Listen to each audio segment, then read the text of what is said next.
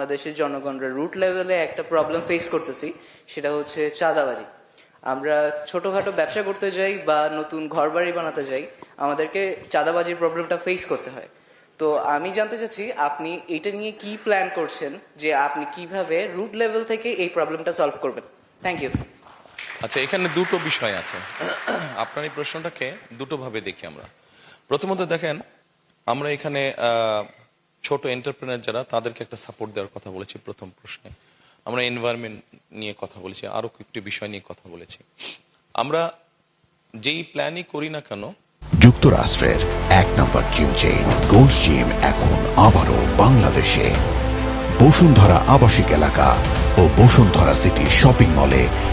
কোনো প্ল্যানই সাকসেসফুল হবে না যদি আমরা দুটো ইস্যুকে অ্যাড্রেস না করি।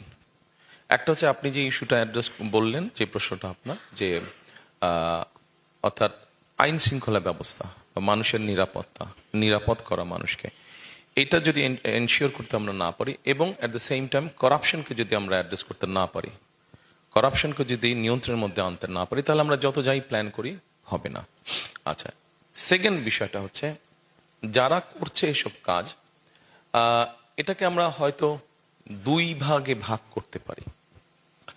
একটা হচ্ছে বেকার সমস্যার সাথে সম্পর্কিত এরকম কিছু মানুষ এটার সাথে জড়িয়ে গিয়েছে, তার একটা ইনকাম দরকার, সে তার জোর দিয়ে সেই ইনকামটা করতে চাইছে।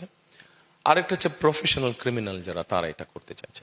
তো প্রফেশনাল ক্রিমিনাল যারা, তাদের ক্ষেত্রে আইন অ্যাপ্লিকেবল হবে, যেটা আমি মাত্র বললাম, যে অবশ্যই আমাদেরকে, আমরা সরকার গঠন করলে একটা জিনিস, বি প্র্যাকটিক্যাল প্লিজ।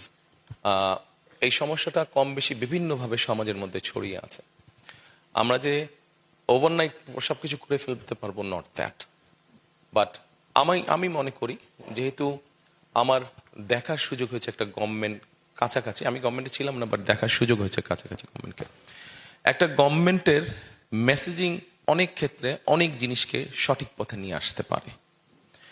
গভর্নমেন্টের থেকে যদি মেসেজিং যায় যে we will not tolerate this, তারপরে তো গভর্নমেন্টের বিভিন্ন প্রিকশন বা স্টেপস থাকবে। কিন্তু যখন মেসেজিং যাবে যে আমরা এই ধরনের জিনিস টলারেট করবো না, আমরা করাপশন টলারেট করবো না, অটোমেটিক অ্যাটলিস্ট 20-30% তখনই রিডিউস হয়ে যায় সমস্যাটা।